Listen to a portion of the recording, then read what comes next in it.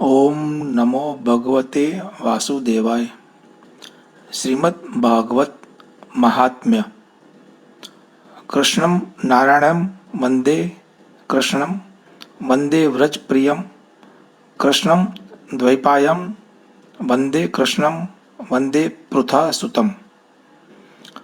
પહેલો અધ્યાય દેવર્ષિ નારદનો ભક્તિ સાથે ભેટો। સચ્ચિદાનંદ રૂપાય વિશ્વોત્પત્યાદિ હેતવે તાપત્ર વિનાશાય શ્રી કૃષ્ણાય વયમ નુમઃ। સચ્ચિદાનંદ સ્વરૂપ ભગવાન શ્રી કૃષ્ણને અમે નમસ્કાર કરીએ છીએ કે જેઓ જગતની ઉત્પત્તિ, સ્થિતિ અને વિનાશના હેતુ છે તથા આધ્યાત્મિક, અધિદૈવિક અને અધિભૌતિક એ ત્રણેય પ્રકારના દુઃખોનો નાશ કરનારા છે।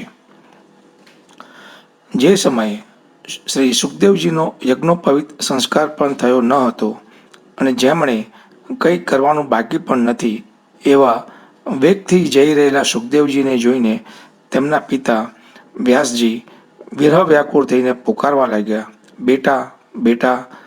તે સમયે બ્રહ્મમાં તન્મય હોવાને કારણે શ્રી સુખદેવજી વતીથી વૃક્ષે ઉત્તર આપ્યો, એવા સૌના હૃદયમાં વિરાજમાન શ્રી સુખદેવ મુનિને હું નમસ્કાર કરું છું। એક સમયની વાત છે કે ભગવત કથામૃતનું રસાસ્વાદન કરવામાં કુશળ મુનિવર શૌનકજીએ નૈમિષારણ્ય ક્ષેત્રમાં વિરાજમાન મહામતી સૂતજીને નમસ્કાર કરીને પૂછ્યું। શૌનકજી બોલ્યા, હે સૂતજી, અજ્ઞાનના અંધકારનો નાશ કરવા માટે તમારું જ્ઞાન કરોડો સૂર્ય સમાન છે। તમે અમારા કાનો માટે રસાયણ અમૃત સ્વરૂપ સારગર્ભિત કથા કહો। ભક્તિ, જ્ઞાન અને વૈરાગ્યથી મળનારા મહાન વિવેકની વૃદ્ધિ કેવી રીતે થાય છે અને વૈષ્ણવો આ માયામોહથી કેવી રીતે છુટકારો મેળવે છે? આ ઘોર કળિયુગમાં જીવો પ્રાય આસુરી સ્વભાવના થઈ ગયા છે। વિવિધ ક્લેશોથી આક્રાંત આ જીવોને શુદ્ધ બનાવવાનો શ્રેષ્ઠ ઉપાય શો છે? હે સૂતજી, તમે અમને એવું કોઈ શાશ્વત સાધન બતાવો કે જે સૌથી વધુ કલ્યાણકારી હોય તથા પવિત્ર કરનારાઓમાં પણ પવિત્ર હોય અને જે ભગવાન શ્રી કૃષ્ણની પ્રાપ્તિ કરાવે। ચિંતામણી કેવળ લૌકિક સુખ આપી શકે છે અને કલ્પવૃક્ષ વધુમાં વધુ સ્વર્ગીય સંપત્તિ આપી શકે છે, પરંતુ ગુરુદેવ તો પ્રસન્ન થઈને યોગીઓ વડે પણ દુર્લભ એવું ભગવાનનો નિત્ય વૈકુંઠધામ પણ આપી દે।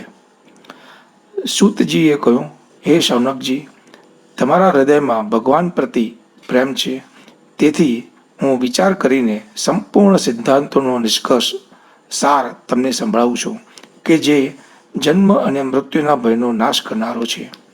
હું તમને એ સાધન બતાવું છું કે જે ભક્તિના પૂરમાં વૃદ્ધિ કરે છે અને ભગવાન શ્રી કૃષ્ણની પ્રસન્નતાનું મુખ્ય કારણ છે, તો તમે સાવધાન થઈને સાંભળો। શ્રી સુખદેવજીએ કળિયુગમાં જીવોના કાળરૂપી સર્પના મુખનો કોળિયો થવાના ત્રાસનો સંપૂર્ણ નાશ કરવા માટે શ્રીમદ્ ભાગવત શાસ્ત્ર કહ્યું છે। મનની શુદ્ધિ માટે આના કરતાં ઉત્તમ અન્ય કોઈ સાધન નથી। જ્યારે મનુષ્યના જન્મ જન્માંતરનો પુણ્યોદય થાય છે ત્યારે જ તેને આ ભાગવત શાસ્ત્રની પ્રાપ્તિ થાય છે।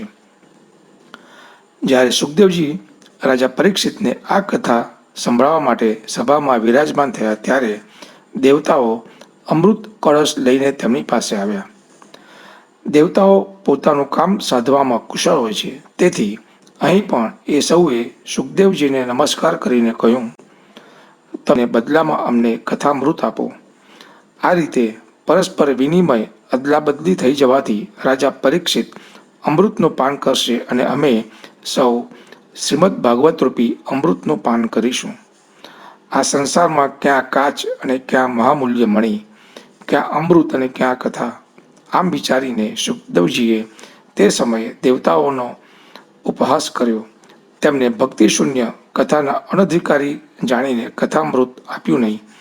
આ રીતે શ્રીમદ્ ભાગવત કથા દેવતાઓને પણ દુર્લભ છે।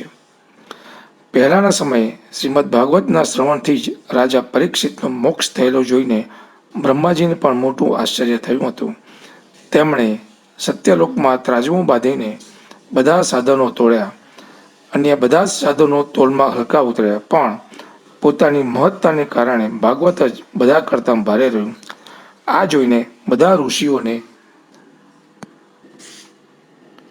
ભારે વિસ્મય થયું. તેમણે કળિયુગમાં આ ભગવાન રૂપી ભાગવતને જ વાંચવા સાંભળવાથી તે તત્કાળ મોક્ષ આપે છે એવો નિશ્ચય કર્યો. સપ્તાહવિધિ સાથે શ્રવણ કરવાથી આ ભાગવત નિશ્ચિતપણે ભક્તિનું પ્રદાન કરે છે.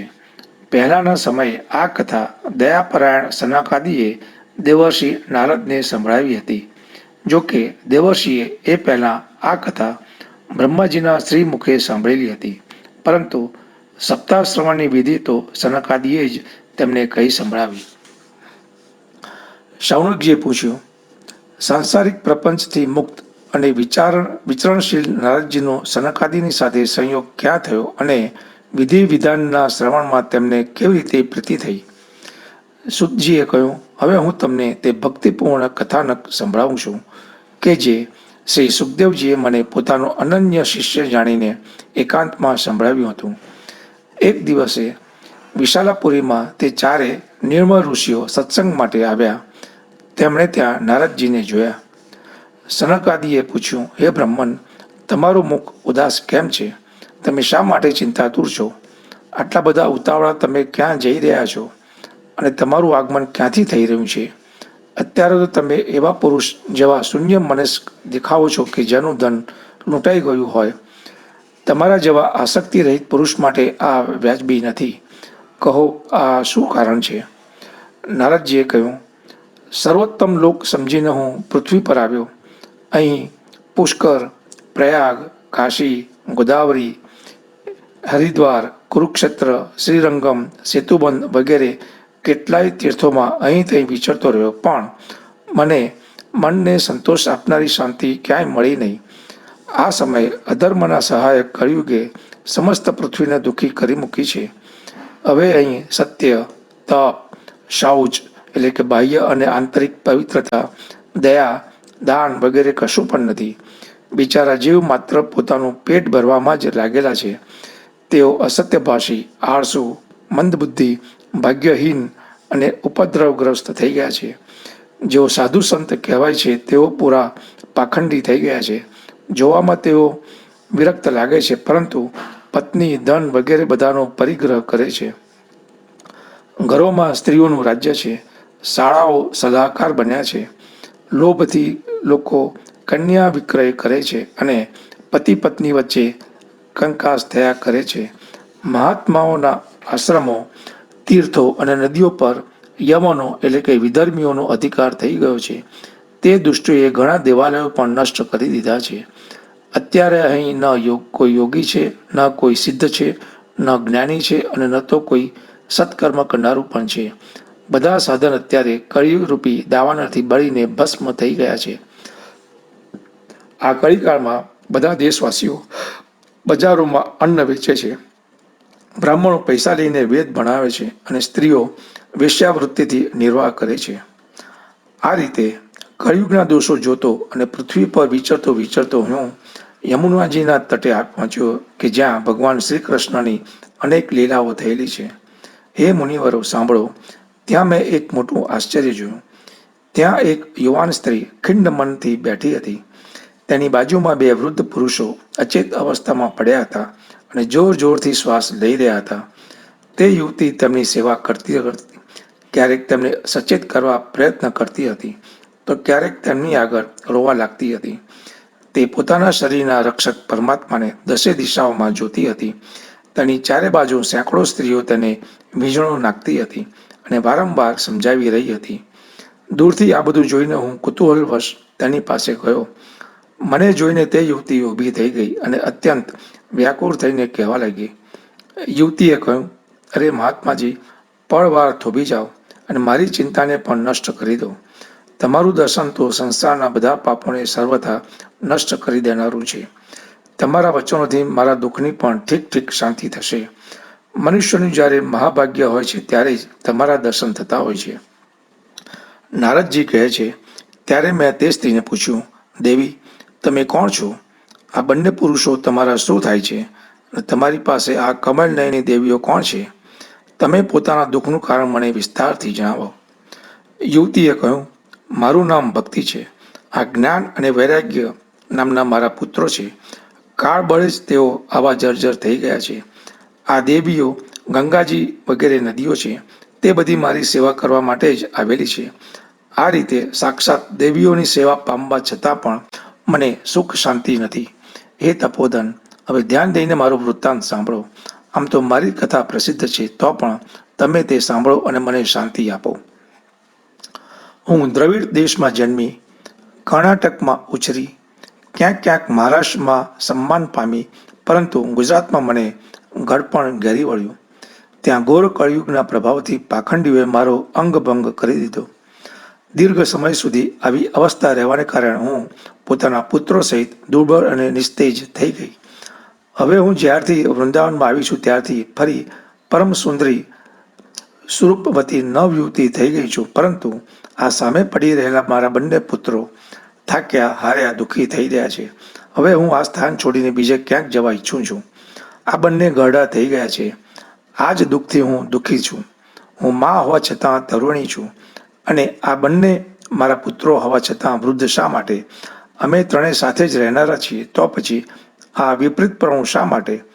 થવું તો એમ જોઈએ કે માતા ઘરડી હોય અને પુત્રો યુવાન.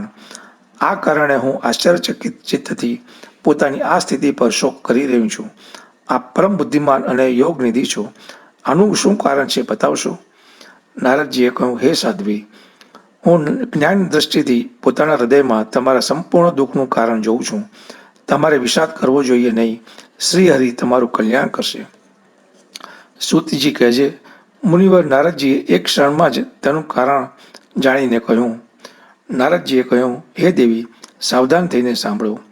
આ દારૂણ કળિયુગ છે, તેથી અત્યારે સદાચાર, યોગ માર્ગ, તપ વગેરે બધા લુપ્ત થઈ ગયા છે. લોકો સઠતા અને દુષ્કર્મ કરતા રહીને અઘાસુર બની રહ્યા છે. સંસારમાં જ્યાં જુઓ ત્યાં સત્પુરુષો દુઃખી છે અને દુષ્ટો સુખી થઈ રહ્યા છે. અત્યારે જે બુદ્ધિમાન પુરુષ ધૈર્ય ધારી રહે તે જ મોટો જ્ઞાની અથવા પંડિત છે. પૃથ્વી ક્રમશઃ પ્રતિવર્ષ શેષજી માટે ભારરૂપ થતી જાય છે. અત્યારે તે સ્પર્શમાં પાત્ર તો શું, જોવા લાયક પણ રહી નથી, અને પૃથ્વી પર ક્યાંય મંગળ દેખાતું જ નથી. અત્યારે કોઈને પુત્રો સહિત તમારું દર્શન પણ થતું નથી.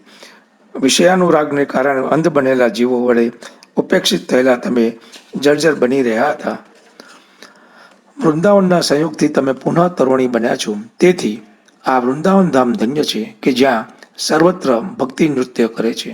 પરંતુ તમારા બંને પુત્રોનો અહીં કોઈ ગ્રાહક નથી, તેથી તેમનું ગળપણ છૂટતું નથી. અહીં તેમને થોડુંક આત્મસુખ, ભગવાનના સ્પર્શથી આવિર્ભૂત આનંદ પ્રાપ્ત થવાને કારણે એ સૂતા જેવા લાગે છે. ભક્તિએ કહ્યું, રાજા પરીક્ષિતે આ પાપી કળિયુગને શા માટે રહેવા દીધો? એના આવતા જ બધી વસ્તુઓનો સાર કોણ જાણે ક્યાં ચાલ્યો ગયો? કરુણામય શ્રી હરિ પણ આ ધર્મ શી રીતે જોઈ શકે છે? હે મુનિ, મારો આ સંદેહ દૂર કરો. તમારા વચનોથી મને ઘણી શાંતિ થઈ છે. નારદજીએ કહ્યું, હે બાલા, તમે પૂછ્યું છે તેઓ પ્રેમથી સાંભળો. હે કલ્યાણી, હું બધું તમને બતાવીશ અને તમારું દુઃખ દૂર થઈ જશે. જે દિવસે ભગવાન શ્રી કૃષ્ણ આ ભૂલોક છોડીને પોતાના પરમધામમાં પધારી ગયા તે દિવસથી અહીં સમસ્ત સાધનો માટે બાધક એવો કળિયુગ આવી ગયો. દિગ્વિજયના સમયે રાજા પરીક્ષિતની દ્રષ્ટિ પડવાથી કળિયુગ દીનવત થઈ તેમના શરણમાં આવ્યો. ભ્રમર જેવા સારગ્રાહી રાજાએ એવો નિશ્ચય કર્યો કે મારે આનો વધ નહીં કરવો જોઈએ, કારણ કે જે ફળ તપ, યોગ અને સમાધિથી પણ મળતું નથી તે ફળ કળિયુગમાં શ્રી હરિકીર્તનથી જ સારી રીતે મળે છે. આ રીતે સારહીન હોવા છતાં પણ તેને એક દ્રષ્ટિએ સારયુક્ત જોઈને તેમણે કળિયુગમાં ઉત્પન્ન થનારા જીવોના સુખ માટે જ તેને કળિયુગને રહેવા દીધો. આ સમયે લોકો કુકર્મમાં પ્રવૃત્ત છે, તેથી બધી જ વસ્તુઓનો સાર નીકળી ગયો છે અને પૃથ્વીના તમામ પદાર્થો બીજહીન ભૂસા જેવા થઈ ગયા છે. બ્રાહ્મણો માત્ર અન્ન ધન પ્રાપ્તિના લોભે જ પ્રત્યેક ઘર અને પ્રત્યેક માણસને ભાગવતની કથા સંભળાવે છે. તેથી કથાનો સાર ચાલ્યો ગયો છે. તીર્થોમાં અનેક પ્રકારના અત્યંત ઘોર કર્મો કરનારા નાસ્તિક અને નારકી મનુષ્યો પણ રહેવા લાગ્યા છે. તેથી તીર્થોનો પ્રભાવ પણ જતો રહ્યો છે. જેમનું ચિત્ત નિરંતર કામ, ક્રોધ, મહાલોભ અને તૃષ્ણાથી તપતું રહે છે તેવા મનુષ્યો પણ તપસ્યાનો ઢોંગ કરવા લાગ્યા છે. તેથી તપમાંથી પણ સાર નીકળી ગયો છે. મન પર કાબુ નહીં હોવાને કારણે તથા લોભ, દંભ અને પાખંડનો આશ્રય લેવાને કારણે તેમજ શાસ્ત્રનો અભ્યાસ નહીં કરવાથી ધ્યાન યોગનું ફળ ચાલ્યું ગયું છે. પંડિતોની દશા એવી છે કે તેઓ પોતાની પત્ની સાથે પશુની જેમ રમણ કરે છે. તેમનામાં સંતાન પેદા કરવાનું જ કૌશલ્ય જોવા મળે છે. મુક્તિ સાધનમાં તેઓ સર્વથા અકુશળ છે. સંપ્રદાય અનુસાર મળેલી વૈષ્ણવતા પણ ક્યાંય જોવા મળતી નથી. આ રીતે ઠેર ઠેર બધી જ વસ્તુઓનો સાર લુપ્ત થઈ ગયો છે. આ તો યુગનો જ સ્વભાવ જ છે, એમાં કોઈનો દોષ નથી. તેથી જ પુંડરીકાક્ષ ભગવાન અત્યંત નજીક રહેવા છતાં પણ આ બધું સહી રહ્યા છે. સૂતજી કહે છે, હે શૌનકજી, આ પ્રમાણે દેવર્ષિ નારદના વચનો સાંભળીને ભક્તિને ભારે આશ્ચર્ય થયું. એ પછી તેણે જે કંઈ કહ્યું તે સાંભળો. ભક્તિએ કહ્યું, હે દેવર્ષિ, તમે ધન્ય છો. મારું મોટું સૌભાગ્ય કે તમારો ભેટો થયો. સંસારમાં સાધુ પુરુષોનું દર્શન જ સમસ્ત સિદ્ધિઓનું પરમ કારણ છે. તમારો માત્ર એક જ વારનો ઉપદેશ ધારણ કરીને ગયાધુ કુમાર પ્રહલાદે માયા પર વિજય મેળવી લીધો હતો. ધ્રુવજીએ પણ તમારી કૃપાથી જ ધ્રુવ પદ મેળવ્યું હતું. તમે સર્વ મંગલમય અને સાક્ષાત શ્રી બ્રહ્માજીના પુત્ર છો. હું તમને નમસ્કાર કરું છું. પ્રથમ અધ્યાય સમાપ્ત. બીજો અધ્યાય, ભક્તિનું દુઃખ દૂર કરવા માટે નારદજીનો પ્રયત્ન. નારદજીએ કહ્યું, હે બાલા, તમે ફોગટ પોતાને શા માટે દુઃખી કરો છો? અરે, તમે આટલા ચિંતાતુર કેમ છો? ભગવાન શ્રી કૃષ્ણના ચરણ કમળોનું ચિંતન કરો. તેમની કૃપાથી તમારું સઘળું દુઃખ દૂર થઈ જશે. જેમણે કૌરવોના અત્યાચારમાંથી દ્રૌપદીનું રક્ષણ કર્યું હતું અને ગોપ સ્ત્રીઓને સનાથ કરી હતી, તે શ્રી કૃષ્ણ ક્યાંય જતા થોડા રહ્યા છે? વળી તમે તો સાક્ષાત ભક્તિ છો અને તમે હંમેશા પ્રાણથી પ્રિય છો. તમારા બોલાવાથી તો ભગવાન નીચ લોકોના ઘરોમાં પણ ચાલ્યા આવે છે. સત્ય, ત્રેતા અને દ્વાપર આ ત્રણેય યુગોમાં જ્ઞાન અને વૈરાગ્ય મુક્તિના સાધન હતા, પરંતુ કળિયુગમાં તો કેવળ ભક્તિ જ બ્રહ્મ સાયુજ્ય મોક્ષની પ્રાપ્તિ કરાવનારી છે. આમ વિચારીને જ પરમાનંદ ચિન્મૂર્તિ જ્ઞાન સ્વરૂપ શ્રી હરિએ પોતાના સત સ્વરૂપથી જ તમને રચ્યા છે. તમે સાક્ષાત શ્રી કૃષ્ણચંદ્રના પ્રિય અને પરમ સુંદરી છો. એકવાર જ્યારે તમે હાથ જોડીને પૂછ્યું હતું કે હું શું કરું, ત્યારે ભગવાને તમને આ જ આજ્ઞા આપી હતી કે મારા ભક્તોનું પોષણ કર. તમે ભગવાનની એ આજ્ઞા સ્વીકારી લીધી. તેથી શ્રીહરિ તમારી ઉપર અત્યંત પ્રસન્ન થયા અને તમારી સેવા કરવા માટે તમને દાસી રૂપે મુક્તિનું અને પુત્રો રૂપે આ જ્ઞાન વૈરાગ્યનું પ્રદાન કર્યું. તમે પોતાના સાક્ષાત સ્વરૂપથી વૈકુંઠધામમાં જ ભક્તોનું પોષણ કરો છો. ભૂલોકમાં તો તમે ભક્તોની પુષ્ટિ માટે જ કેવળ છાયારૂપ જ ધારણ કર્યું છે. ત્યારે તમે મુક્તિ, જ્ઞાન અને વૈરાગ્યને સાથે લઈને પૃથ્વી તળમાં આવ્યા અને સતયુગથી દ્વાપર સુધી ઘણા આનંદથી રહ્યા. કળિયુગમાં તમારી દાસી મુક્તિ પાખંડ રૂપી રોગથી પીડિત થઈને ક્ષીણ થવા લાગી. તેથી તે તો તરત જ તમારી આજ્ઞાથી વૈકુંઠ લોકમાં ચાલી ગઈ. આ લોકમાં પણ તમે સ્મરણ કરો છો ત્યારે તે આવે છે અને ફરી પાછી ચાલી જાય છે. પરંતુ આ જ્ઞાન વૈરાગ્યને પુત્રો માનીને તમે પોતાની પાસે જ રાખ્યા છે. તેમ છતાં કળિયુગમાં તેમની ઉપેક્ષા થવાને કારણે તમારા આ પુત્રો ઉત્સાહહીન અને વૃદ્ધ થઈ ગયા છે. તો પણ તમે ચિંતા ન કરો. હું તેમના નવજીવનનો ઉપાય વિચારું છું. તે શું કે કળિયુગ જેવું અન્ય કોઈ યુગ નથી. આ યુગમાં હું તમને ઘેર ઘેર પ્રત્યેક મનુષ્યના હૃદયમાં સ્થાપિત કરીશ. જુઓ, અન્ય બધા ધર્મોને દબાવીને અને ભક્તિ વિષયક મહોત્સવોને આગળ રાખીને જો હું આ લોકમાં તમારો પ્રચાર ન કરું તો હું શ્રી હરિનો દાસ નહીં. આ કળિયુગમાં જે જીવો તમારાથી યુક્ત હશે તેઓ પાપી હોવા છતાં પણ નિર્વિરોધ ભગવાન શ્રી કૃષ્ણના અભયધામને પામશે. જેમના હૃદયમાં નિરંતર પ્રેમરૂપી ભક્તિ નિવાસ કરે છે તેવા શુદ્ધ અંતઃકરણના મનુષ્યો સ્વપ્નમાં પણ યમરાજાને જોતા નથી.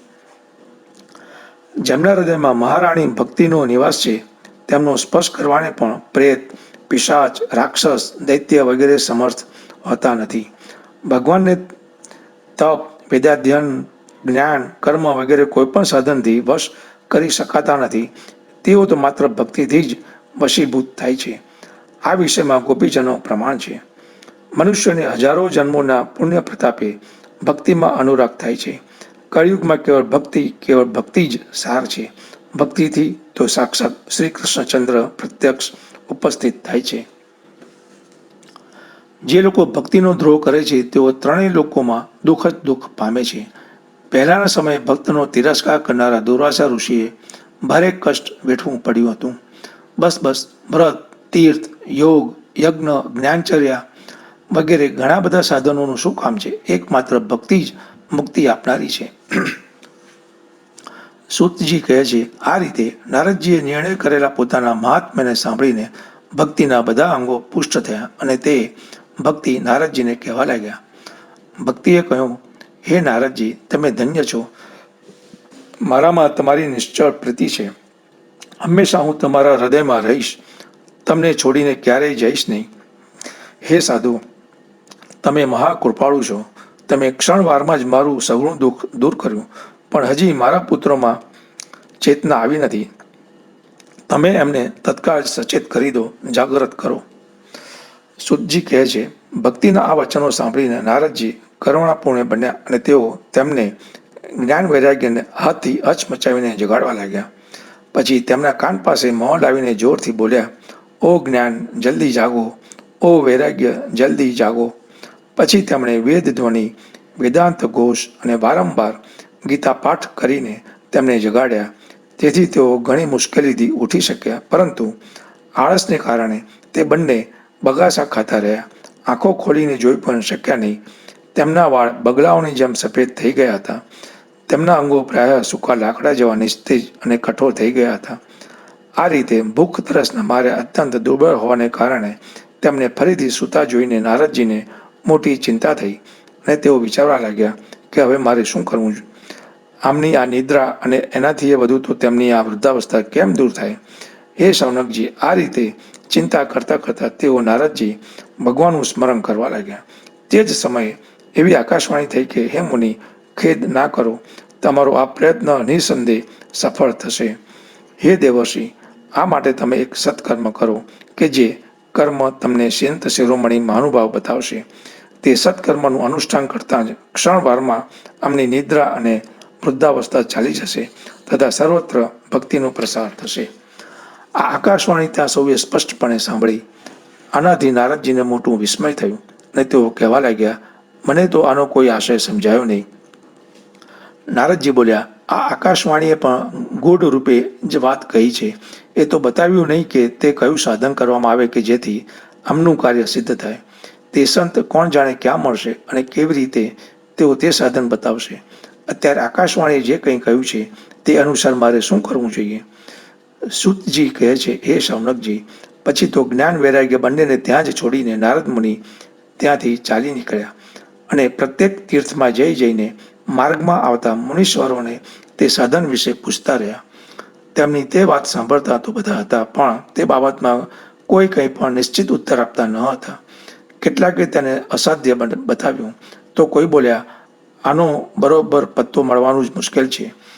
કેટલાક સાંભળીને ચૂપ રહ્યા અને કોઈ તો પોતાની અવજ્ઞા થવાના ભયથી વાત ટાળી ટોટોળીને ખસી ગયા. ત્રિલોકમાં મહાન આશ્ચર્યકારક હાહાકાર મચી ગયો. લોકો માહે માહે ઘૂસપૂસ કરવા લાગ્યા કે ભાઈ, જ્યારે વેદ ધ્વનિ, વેદાંત ઘોષ અને વારંવાર ગીતા પાઠ સાંભળવા છતાં ભક્તિ, જ્ઞાન, વૈરાગ્ય આ ત્રણેયને જગાડી ન શકાયા, ત્યારે તો અન્ય કોઈ ઉપાય નથી. સ્વયં યોગીરાજ નારદજીને પણ જેનું જ્ઞાન નથી તેને બીજા સંસારી લોકો કેવી રીતે બતાવી શકે? આ રીતે જે ઋષિઓને આ બાબતમાં પૂછવામાં આવ્યું તેમણે નિર્ણય કરીને એમ જ કહ્યું કે આ વાત દુઃસાધ્ય જ છે. ત્યારે નારદજી અત્યંત ચિંતાતુર થયા અને બદ્રીવનમાં આવ્યા. જ્ઞાન વૈરાગ્યને જાગૃત કરવા માટે તેમણે એવો નિશ્ચય કર્યો કે હું તપ કરીશ. તે જ સમયે તેમને પોતાની સામે કરોડો સૂર્યો જેવા તેજસ્વી સનકાદિ મુનીશ્વરો દેખાયા. તેમને જોઈને તે મુનિશ્રેષ્ઠ કહેવા લાગ્યા. નારદજીએ કહ્યું, હે મહાત્માઓ, અત્યારે મારો તમારી સાથેનો મેળાપ મોટા ભાગ્યથી થયો છે. તમે મારા પર કૃપા કરીને શીઘ્ર જ તે સાધન બતાવો. તમે સર્વે મહાન યોગી, બુદ્ધિમાન અને વિદ્વાન છો. તમે દેખાવમાં તો 5-5 વર્ષના બાળક જેવા જણાવો છો, પરંતુ છો તો પૂર્વજોના પણ પૂર્વજ. તમે હંમેશા વૈકુંઠ ધામમાં નિવાસ કરો છો. નિરંતર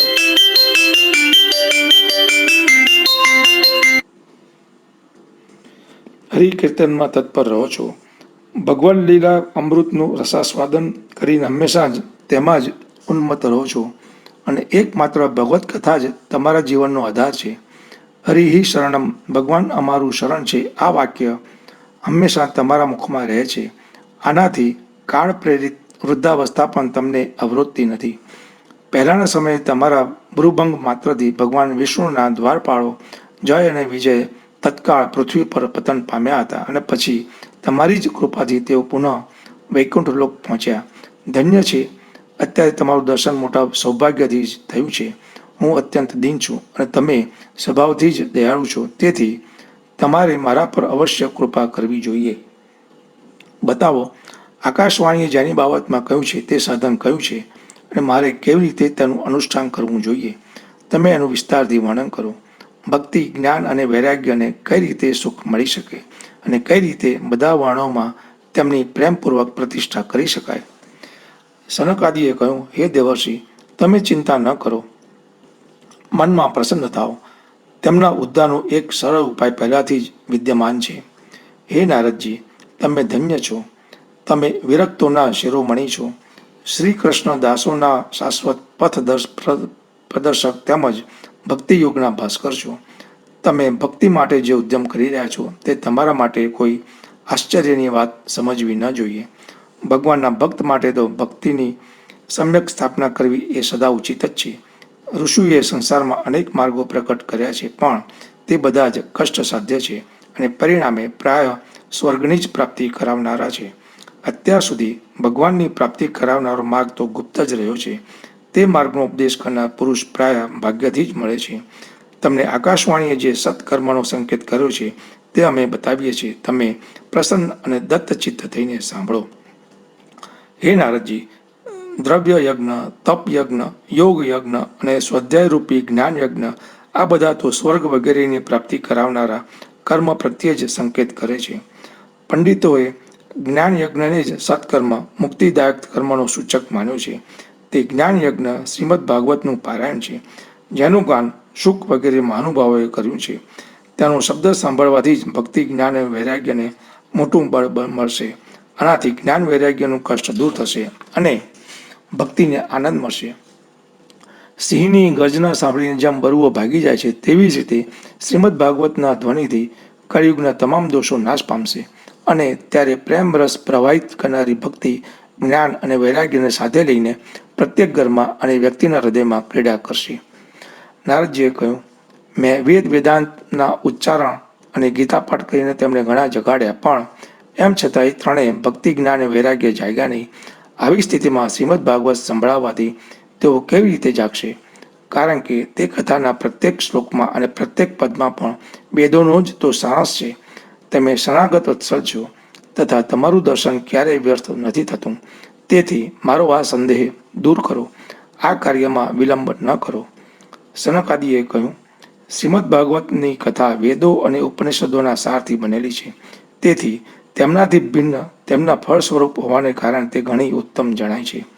જે રીતે રસ વૃક્ષના મૂળથી માંડીને ડાળીની ટોચ સુધી રહેલો હોય છે, પણ આ સ્થિતિમાં તેનો આસ્વાદ કરી શકાતો નથી. તે જ રસ જ્યારે અલગ થઈને ફળના રૂપમાં આવે છે, ત્યારે સંસારમાં સૌને પ્રિય લાગે છે. દૂધમાં ઘી રહેલું જ હોય છે, પણ ત્યારે તેનો અલગ સ્વાદ મળતો નથી. તે જ ઘી જ્યારે દૂધમાંથી અલગ થાય છે, ત્યારે તે દેવતાઓ માટે પણ સ્વાદવર્ધક બને છે. ખાંડ શેરડીની ઉપર, નીચે અને વચ્ચે પણ વ્યાપ્ત રહે છે, તો પણ અલગ થવાથી તેની કંઈ ઓર જ મધુરતા, મીઠાશ હોય છે. એવી જ આ ભાગવતની કથા છે. આ ભાગવત પુરાણ વેદો તુલ્ય છે.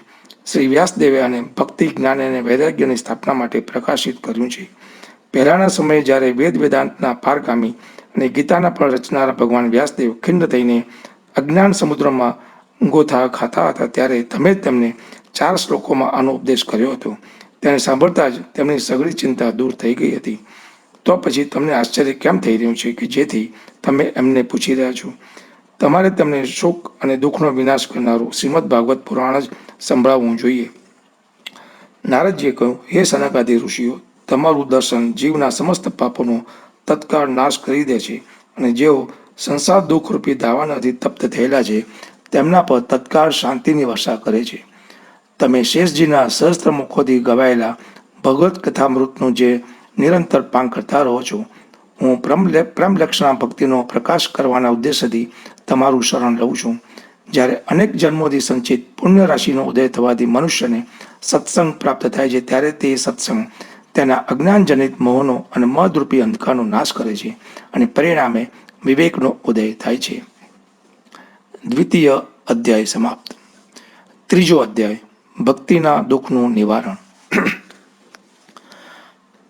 નારદજી કહે છે, હવે હું ભક્તિ, જ્ઞાન અને વૈરાગ્યની સ્થાપના કરવા માટે શ્રી સુખદેવજીએ કહેલા ભાગવત શાસ્ત્રની કથા વડે પ્રયત્નપૂર્વક ઉજ્જવળ જ્ઞાન યજ્ઞ કરીશ. આ જ્ઞાન યજ્ઞ મારે ક્યાં કરવું જોઈએ? તમે એ માટે કોઈ સ્થાન બતાવો.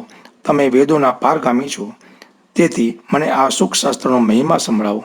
તમે એ પણ બતાવો કે શ્રીમદ ભાગવતની કથા કેટલા દિવસોમાં સંભળાવવી જોઈએ અને તેને સાંભળવાની વિધિ શી છે? સનકાદિ બોલ્યા, હે નારદજી, તમે ઘણા વિનમ્ર અને વિવેકી છો. સાંભળો, અમે તમને આ બધી વાતો બતાવીએ છીએ. હરિદ્વાર પાસે આનંદ નામનો એક ઘાટ છે. ત્યાં અનેક ઋષિઓ રહે છે તથા દેવતાઓ અને સિદ્ધો પણ તેનું સેવન કરતા રહે છે. જાત જાતના વૃક્ષો અને લતાઓને કારણે તે ઘાટ ઘણો સઘન છે, અને ત્યાં ઘણી કોમળ નવી રેતી પથરાયેલી છે. તે ઘાટ ઘણો જ સુરમ્ય છે અને એકાંત પ્રદેશમાં છે. ત્યાં હર હંમેશ સોનેરી કમળોની સુગંધ વહ્યા કરે છે. તેની આસપાસ રહેનારા સિંહ, હાથી વગેરે પરસ્પર વિરોધી જીવોના ચિત્તમાં પણ વેરભાવ નથી. ત્યાં તમારે કોઈ વિશેષ પ્રયત્ન કર્યા વિના જ જ્ઞાન યજ્ઞનો આરંભ કરવો જોઈએ. તે સ્થળે કથામાં અપૂર્વ રસનો આવિર્ભાવ થશે. ભક્તિ પણ પોતાની આંખોની સામે નિર્બળ અને જરાજીર્ણ અવસ્થામાં પડી રહેલા જ્ઞાન અને વૈરાગ્યને સાથે લઈને ત્યાં આવી જશે. કારણ કે જ્યાં પણ શ્રીમદ ભાગવતની કથા થાય છે ત્યાં આ ભક્તિ વગેરે આપોઆપ પહોંચી જાય છે. ત્યાં કાનોમાં કથાના શબ્દો પડવાથી તે ત્રણે તરુણ થઈ જશે.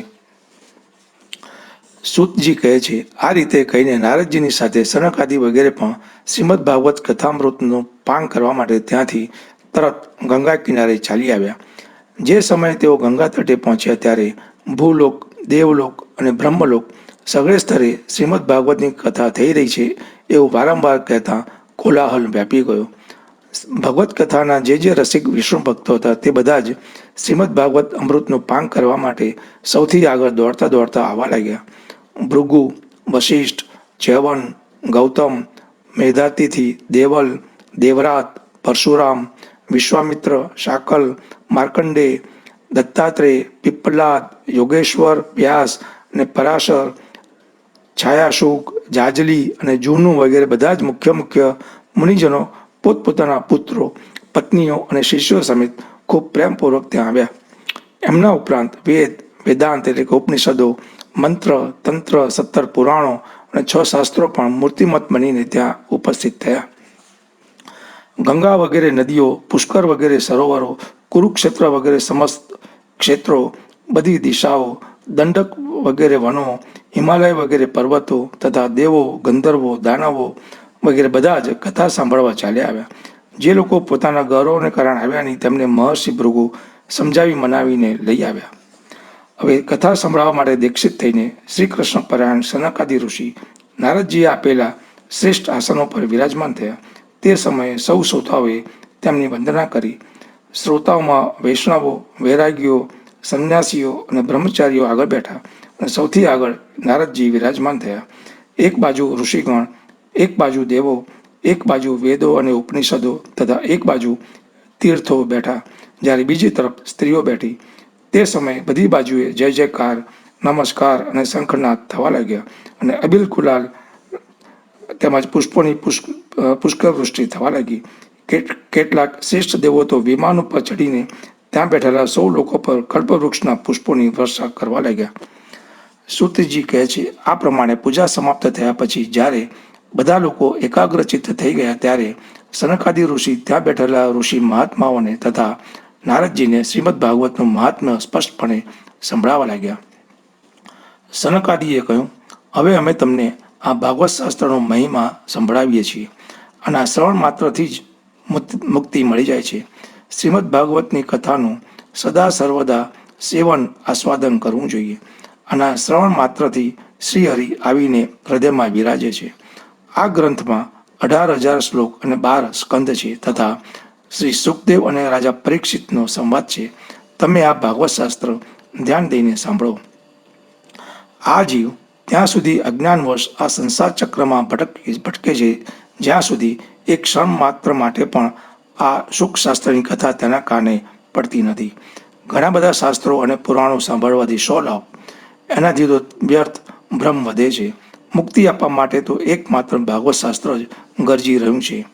જે ઘરમાં દરરોજ શ્રીમદ ભાગવતની કથા થાય છે તે ઘર તીર્થરૂપ બની જાય છે અને જે લોકો તેમાં રહે છે તેમના સઘળા પાપો નાશ પામે છે.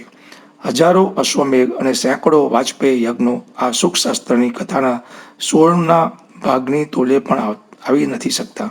એ તપોધનો, જ્યાં સુધી લોકો સારી રીતે શ્રીમદ ભાગવતનું શ્રવણ કરતા નથી ત્યાં સુધી તેમના શરીરમાં પાપ નિવાસ કરે છે. ફળની દ્રષ્ટિએ ગંગા, ગયા, કાશી, પુષ્કર અથવા પ્રયાગ કોઈ પણ તીર્થ આ સુખશાસ્ત્ર કથાની બરાબરી કરી શકતું નથી.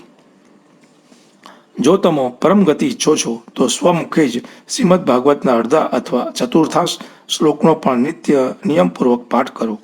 ઓમકાર, ગાયત્રી, પુરુષ સૂક્ત, ત્રણેય વેદ, શ્રીમદ ભાગવત, ઓમ નમો ભગવતે વાસુદેવાય, આ દ્વાદક્ષાક્ષરી મંત્ર, 12 મૂર્તિઓવાળા સૂર્ય ભગવાન, પ્રયાગ, સંવત્સરરૂપી કાળ, બ્રાહ્મણ, અગ્નિહોત્ર, ગાય, બારસની તિથિ, તુલસી, વસંત ઋતુ અને ભગવાન પુરુષોત્તમ, આ બધામાં બુદ્ધિમાનો વાસ્તવમાં કોઈ અંતર માનતા નથી. જે મનુષ્ય અહર્નિશ શ્રીમદ ભાગવત શાસ્ત્રનો અર્થ સહિત પાઠ કરે છે તેના કરોડો જન્મોના પાપ નાશ પામે છે, એમાં લેશ માત્ર પણ સંદેહ નથી. જે મનુષ્ય દરરોજ ભાગવતનો અડધો અથવા ચતુર્થાંશ શ્લોક પણ બોલે છે તેને રાજસૂય અને અશ્વમેઘ યજ્ઞો કર્યાનો ફળ મળે છે. નિત્ય ભાગવતનો પાઠ કરવો, ભગવાનનું ચિંતન કરવું, તુલસીનું સિંચન કરવું અને ગાયની સેવા કરવી, આ ચારેય સમાન છે. જે મનુષ્ય અંતકાળે શ્રીમદ ભાગવતનું વાક્ય સાંભળે છે તેના પર પ્રસન્ન થઈને ભગવાન તેને વૈકુંઠ ધામ આપે છે. જે મનુષ્ય તેને શ્રીમદ ભાગવત ગ્રંથને સુવર્ણ સિંહાસન પર મૂકીને વિષ્ણુ ભક્તને દાન કરે છે તે અવશ્ય ભગવાનનું સાયુજ્ય પામે છે. જે દુષ્ટે પોતાના આખા આયુષ્યમાં ચિત્ત દઈને શ્રીમદ ભાગવત કથામૃતનો થોડો સરખો પણ રસાસ્વાદ કર્યો નથી તેણે તો પોતાનો આખો જન્મારો ચાંડાલ અને ગધાડાની જેમ વ્યર્થ જ ગુમાવ્યો છે. તે તો પોતાની માતાને પ્રસવ પીડા આપવા પેદા થયો છે. જેણે આ સુખશાસ્ત્રના થોડાક પણ વચનો સાંભળ્યા નથી તે પાપાત્મા તો જીવતો છતાં પણ મરેલા જેવો જ છે. પૃથ્વી માટે ભારરૂપ તે પશુતુલ્ય મનુષ્યને ધિક્કાર છે. આમ સ્વર્ગલોકમાં દેવતાઓમાં મુખ્ય ઇન્દ્ર વગેરે કહે છે. સંસારમાં શ્રીમદ ભાગવતની કથાની પ્રાપ્તિ ઘણી દુર્લભ છે. જ્યારે કરોડો જન્મોના પુણ્યનો ઉદય થાય છે ત્યારે જ તેની પ્રાપ્તિ થાય છે. હે નારદજી, તમે ઘણા જ બુદ્ધિમાન અને યોગનિધિ છો. તમે પ્રયત્નપૂર્વક કથાનું શ્રવણ કરો. આને સાંભળવા દિવસોનો કોઈ નિયમ નથી. આને તો હંમેશા જ સાંભળવી એ સારું છે. આ કથા સત્ય ભાષા અને બ્રહ્મચર્ય પાલનપૂર્વક હંમેશા જ સાંભળવી એ શ્રેષ્ઠ મનાયું છે. પરંતુ કળિયુગમાં આમ બનવું કપરું છે. તેથી આ અંગે સુખદેવજીએ જે વિશેષ વિધિ બતાવી છે તે જાણી લેવી જોઈએ. કળિયુગમાં લાંબા સમય સુધી ચિત્તની વૃત્તિઓને વશ રાખવી, નિયમ પાલન કરવું અને કોઈ પુણ્ય કાર્ય માટે દીક્ષિત રહેવું અઘરું છે. તેથી સપ્તાહ શ્રવણની વિધિ ઉપયુક્ત છે. શ્રદ્ધાપૂર્વક ક્યારે પણ અથવા માઘ માસમાં શ્રવણ કરવાથી જે ફળ મળે છે તે જ ફળ શ્રી સુખદેવજીએ સપ્તાહ શ્રવણમાં નિર્ધારિત કર્યું છે. મનના અસંયમને કારણે, રોગોના બાહુલ્યને કારણે અને આયુષ્યની અલ્પતાને કારણે તથા કળિયુગમાં અનેક દોષોની સંભાવના હોવાને કારણે સપ્તાહ શ્રવણનું વિધાન કરવામાં આવ્યું છે. જે ફળ તપ, યોગ અને સમાધિથી પણ મળતું નથી તે ફળ સર્વાંગ સંપૂર્ણપણે સપ્તાહનું શ્રવણ કરવાથી સહજ ભાવે મળી જાય છે. સપ્તાહ શ્રવણ યજ્ઞ કરતાં ઉત્તમ છે, વ્રત કરતાં ઉત્તમ છે, તપ કરતાં પણ ઘણું ઉત્તમ છે, તીર્થ સેવન કરતાં તો હંમેશા અધિક જ છે, યોગ કરતાં પણ ઉત્તમ છે, ત્યાં સુધી કે ધ્યાન અને જ્ઞાન કરતાં પણ ઉત્તમ છે. અરે, સપ્તાહ શ્રવણની વિશેષતાનું કેટલું વર્ણન કરવું, એ તો બધાએ કરતાં ઉત્તમ છે. શૌનકજીએ પૂછ્યું, હે સુતજી, આ તો તમે મોટા આશ્ચર્યની વાત કહી. આ ભાગવત પુરાણ ખરે જ યોગવેત્તા બ્રહ્માજીના પણ આદિકારણ એવા શ્રી નારાયણનું નિરૂપણ કરે છે, પરંતુ મોક્ષ પ્રાપ્તિના જ્ઞાન વગેરે બધા સાધનોને અવગણીને આ યુગમાં ભાગવત પુરાણ એ બધા કરતાં પણ કેવી રીતે ચડી ગયું? સુતજીએ કહ્યું, હે શૌનકજી, ભગવાન શ્રી કૃષ્ણ આ ધરાધમ છોડીને જ્યારે પોતાના નિત્યધામ ભણી જવા લાગ્યા ત્યારે તેમના મુખારવિંદમાંથી 11મા સ્કંદનો જ્ઞાનોપદેશ સાંભળીને પણ ઉદ્ધવજીએ પૂછ્યું. ઉદ્ધવજી બોલ્યા, હે ગોવિંદ, આપ તો હવે પોતાના ભક્તોનું કામ કરીને પરમધામ જવા ઈચ્છો છો, પણ મારા મનમાં એક મોટી ચિંતા છે. તે સાંભળીને આપ મને શાંત કરો. કળિયુગ આવ્યો જ સમજો, તેથી સંસારમાં ફરી અનેક દુષ્ટો પ્રગટ થશે. તેમના સંસર્ગથી અનેક સત્પુરુષો પણ જ્યારે ઉગ્ર પ્રકૃતિના બની જશે ત્યારે તેમના ભારથી દબાઈને આ ગાયરૂપી પૃથ્વી કોના શરણે જશે? એ કમલનયન, મને તો આપના સિવાય અન્ય કોઈ આનું રક્ષણ કરનાર છે એવું દેખાતું નથી. તેથી હે ભક્તવત્સલ, આપ સાધુ પુરુષો પર કૃપા કરો અને અહીંથી ન જાઓ. હે ભગવાન, આપ નિરાકાર અને ચિન્હ માત્ર છો, છતાં પણ ભક્તો માટે જ તો આપે આ સગુણ રૂપ ધારણ કર્યું છે. તો પછી ભલા આપનો વિયોગ થતાં તે ભક્તજનો આ પૃથ્વી પર કેવી રીતે રહી શકશે? નિર્ગુણની ઉપાસનામાં તો ઘણું કષ્ટ છે, તેથી કોઈ અન્ય વિચાર કરો. પ્રભાસ ક્ષેત્રમાં ઉદ્ધવજીના આ વચનો સાંભળીને ભગવાન વિચારવા લાગ્યા કે ભક્તોના અવલંબન માટે મારે શી વ્યવસ્થા કરવી જોઈએ. હે શૌનકજી, ત્યારે ભગવાને પોતાની સઘળી શક્તિ ભાગવતમાં મૂકી દીધી અને તેઓ અંતર્ધાન થઈને આ ભાગવત સમુદ્રમાં પ્રવેશી ગયા. આમ આ ભાગવત ભગવાનની સાક્ષાત શબ્દમયી મૂર્તિ છે. આનું સેવન, શ્રવણ, પાઠ અથવા દર્શન કરવા માત્રથી જ મનુષ્યના તમામ પાપો નાશ પામે છે. એથી જ આનું સપ્તાહ શ્રવણ સૌથી ઉત્તમ મનાયું છે. અને કળિયુગમાં તો અન્ય સર્વ સાધનોને અવગણીને આ સપ્તાહ શ્રવણને જ મુખ્ય ધર્મ બતાવવામાં આવ્યું છે. કળિકાળમાં આ જ એક એવો ધર્મ છે કે જે દુઃખ, દારિદ્ર્ય, દુર્ભાગ્ય અને પાપોને ધુએ છે તથા કામ, ક્રોધ વગેરે શત્રુઓ પર વિજય અપાવે છે. અન્યથા ભગવાનની આ માયાથી પીછો છોડાવવાનું તો દેવતાઓ માટે પણ દુષ્કર છે. તો પછી મનુષ્ય તો તે માયાને છોડી જ કેવી રીતે શકે? તેથી એનાથી છૂટવા માટે પણ સપ્તાહ શ્રવણનું વિધાન કરવામાં આવ્યું છે. સૂતજી કહે છે, હે શૌનકજી, જ્યારે સનકાદિ મનુષ્યો આ રીતે સપ્તાહ શ્રવણના મહિમાના વખાણ કરી રહ્યા હતા ત્યારે તે સભામાં એક મોટું આશ્ચર્ય થયું. તે હું તમને બતાવું છું, તે સાંભળો. ત્યાં તરુણાવસ્થા પામેલા પોતાના 2 પુત્રોને સાથે લઈને વિશુદ્ધ પ્રેમરૂપી ભક્તિ શ્રી કૃષ્ણ, ગોવિંદ, હરે મુરારે, હે નાથ નારાયણ, વાસુદેવ વગેરે ભગવાન નામોનું વારંવાર ઉચ્ચારણ કરતી અચાનક જ પ્રગટ થઈ. બધા જ સભાજનોએ જોયું કે પરમ સુંદરી ભક્તિ રાણી ભાગવતના અર્થોના આભૂષણ પહેરેલી ત્યાં પધારી છે. મુનિઓની તે સભામાં બધા જ એવો તર્ક વિતર્ક કરવા લાગ્યા કે આ અહીં કેવી રીતે આવી અને કેમ પ્રવિષ્ટ થઈ. ત્યારે સનકાદિએ કહ્યું, આ ભક્તિદેવી હમણાં જ કથાના અર્થમાંથી પ્રગટ થઈ છે. તેમના આ વચનો સાંભળીને ભક્તિ પોતાના પુત્રો સમેત અત્યંત વિનમ્ર બની અને તેણે સનતકુમારજીને કહ્યું. ભક્તિ બોલી, હું કળિયુગમાં નષ્ટપ્રાય થઈ ગઈ હતી. તમે કથામૃતનું સિંચન કરીને મને પુનઃ પુષ્ટ કરી દીધી. હવે તમે એ બતાવો કે હું ક્યાં રહું? આ સાંભળીને સનકાદિએ તેને કહ્યું, તમે ભક્તોને ભગવાનનું સ્વરૂપ પ્રદાન કરનારા, અનન્ય પ્રેમનું સંપાદન કરનારા અને સંસારના રોગોને નિર્મૂળ કરનારા છો. તેથી તમે ધૈર્ય ધારણ કરીને નિત્ય નિરંતર વિષ્ણુ ભક્તોના હૃદયમાં જ નિવાસ કરો. કળિયુગના આ દોષો ભલે આખા સંસાર પર પોતાનો પ્રભાવ પાડે, પરંતુ ત્યાં તેમની દ્રષ્ટિ પણ તમારા પર પડશે નહીં. આ રીતે સનકાદિની આજ્ઞા મળતા જ ભક્તિ તરત જ ભગવત ભક્તોના હૃદયોમાં જઈ બિરાજ્યા. જેમના હૃદયમાં એકમાત્ર શ્રીહરિની ભક્તિ નિવાસ કરે છે તેઓ ત્રિલોકીમાં અત્યંત નિર્ધન હોવા છતાં પણ ધન્ય છે, કારણ કે આ ભક્તિને તાંત્રણે બંધાઈને તો સાક્ષાત ભગવાન પણ પોતાનું પરમધામ છોડીને તેમના હૃદયમાં આવી વસે છે. પૃથ્વીલોક પર આ ભાગવત સાક્ષાત પરબ્રહ્મનો વિગ્રહ મૂર્તિરૂપ છે. આપણે એના મહિમાનું કેટલું વર્ણન કરીએ. એનો આશ્રય લઈને એને સંભળાવવાથી તો સાંભળનાર અને સંભળાવનાર બંને ભગવાન શ્રી કૃષ્ણની સમતા પ્રાપ્ત થાય છે. તેથી એને છોડીને અન્ય ધર્મોના આચરણનું શું પ્રયોજન? 3જો અધ્યાય સમાપ્ત.